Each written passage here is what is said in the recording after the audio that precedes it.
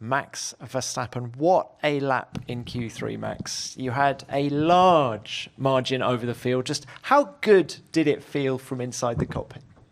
Well, to be honest, I mean, I crossed the line and it's quite hectic out there. You know, it's still only one dry line. In some places, you're still not even doing the full dry line. So, yeah, it felt all right. But honestly, I mean, I didn't know where I was until I looked on the screens. But, yeah, Q3...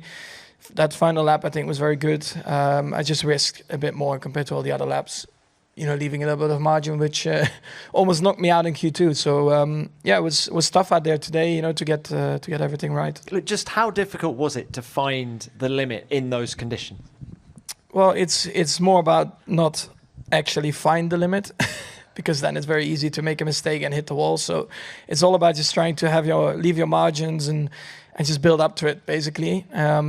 But yeah, it seemed like it was a bit tougher today. I think also because the sun was out at one point, so the track was drying really quickly, lap after lap. Are you surprised by the 8/10 gap to the field? Yeah, but I mean, honestly, I do know that we have a very good car, but I think it's more just, you know, having a bit more luck with the line or the grip. You know, I think it's not. If it would have been a full dry qualifying, I think the gap wouldn't have been like this. Can you talk us through Q2, the end of Q2? Just what happened there? It was close. Yeah, it was close. But again, I had to abort my first lap because I went wide over the white line in turn 9, I think it was, or 8. So I had to abort that lap. Then I did another slow lap, and it just felt like I probably lost a little bit too much temperature in the tires. And then because of that mistake I made in 9 or 8, I don't remember the corner. I just took a lot of margin there, and it was way too much. And yeah, with the track ramping up that quickly, yeah, it was very, very, very close. So Max, you're going to be starting the race on Sunday in 6th place. What's possible from there? I mean, last year we started 14th, and I think this year the car is better. So I'm still targeting to win the race for sure. All right, best of luck with that, and very well done today. Thank you. Let's throw it forward to the race then. Last time you were on pole here, you won in 2019. How confident are you of doing the same this time? Not confident, especially with the two Red Bull guys right behind. I think they've got a much better race car than we have. So, I mean, it's great to be starting first, and I think it gives us a good chance to have a great result. But to say that we'll target the win, I think is probably a bit too optimistic. If there's an opportunity for whatever reason, as always, I'll try and get it. But I believe it's going to be difficult to keep those guys behind. Question for Max. I guess the new gearbox is a bit of a tactical change as well. You could have swapped probably later in the season, but here you can overtake usually. But with these conditions, it's all a bit mixed up. Don't you fear it's a bigger risk to take it here? I think it's still the best place to do it. I think Sunday looks more and more dry. So that's why I guess we still went for it, basically. Thanks, Max. Yep, another one. Alex Canlocus, Autosport. Another question to Max, please. Max, you said earlier you risked quite a bit more on that final Q3 lap. I just wondered, could you just tell us which particular corners? Thanks.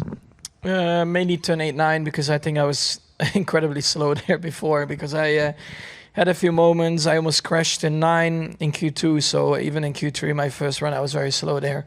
So then, yeah, on my second attempt, I just went a lot faster there. Thank you. Yep, more. Sportscaster, a question for Max. Max, you had a heated conversation, or rather a rant with GP. Could you shed more light on that? And is that your normal banter? We don't get most of the radio. So, yeah. I mean, that happens sometimes. Most of it is normally always blocked off. But, yeah. I think we can be quite vocal or emotional, but we always solve it afterwards, so it's all good. Thank you. Any more? Question to Max Verstappen. Max, did you imagine, because 10 years ago you were announced here in Belgium as the youngest driver ever in Formula 1 with Toro Rosso. I think you were 16 at that time. Did you imagine almost 10 years you were sitting here, 2 world titles, in a way to win 3 world titles with top 5 winner of all time? How do you see your life changing so much in 10 years? It feels like a long time ago now. Honestly, I always had this approach of like, we will see. Like, I was like, well, you know, I made it now to Formula 1 at the time, and I was like, we'll find out how it goes. I mean, I didn't really put any expectation or whatever. I mean, I always try to get the best out of myself when I jump into the car and my preparation, but you don't know in your career where it's going to end up, because it also has to do with luck. I mean, I could have done the same steps I've done, you know, from Toro Rosso to here, but if the car is not competitive, then you're not winning races or championships. So it all needs to come together. For some people it happens sooner, for some people later, or it never happens. That's also a part of Formula One, and I was well aware of that when, you know, I got into it, because that's just how Formula One works. So yeah, of course, back then I wouldn't have imagined anything like this. Thank you, Max. Yes. Ronald Vodding, motorsport.com. Another one to Max on the final minutes of Q2. Do you think that in hindsight that Giampiero was right because he feared that you might run out of battery and the track improved massively?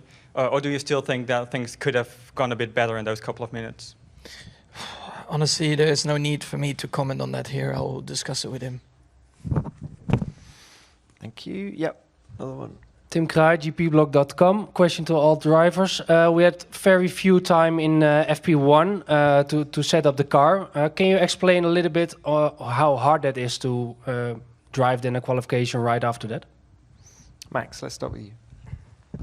It's definitely a bit more hit and miss, because we went onto the slick tires during qualifying, and then you finally start to pick up a bit what the car is actually doing. I think luckily it wasn't too bad, but yeah, I mean, honestly, with these kind of sprint formats, you know, when you have a FP1 like that, but even if it's like fully dry, it's still sometimes a bit hit and miss, and that makes it always very chaotic. That's why I never really enjoy these kind of weekends, because yeah, you just don't have the time, and then once you do a mistake, you are stuck with it for the rest of the weekend, and I don't think it should be like that. So for sure you can do better things with the format, but I guess they implemented that for this particular reason, that yeah, there's a bit more chaos and people not getting it right. But I don't think, you know, with how advanced everything is in this sport, that it should be like that. That on a Friday, if you arrive with the wrong setup or you make the wrong call after FP1, that you're stuck with it for the rest of the weekend, which basically also happened for us in Brazil last year. It's just super painful. Max, given your Belgian and Dutch identity, how important is it to win here compared to Zandvoort? And is it also important for you to dominate here just as much as you dominate it in Zandvoort? I think it's important to try and win everywhere. For me, like, it would be weird if I want to win more here or in Zandvoort. I mean, it's nice, and I really appreciate, of course, all the support I have, but I want to win on any track, because that's my motivation all the time. I want to do the best I can. But for sure, you know, when you have all the fans around the track supporting you, it brings a big smile on my face, and it makes the weekend a bit more enjoyable, for sure.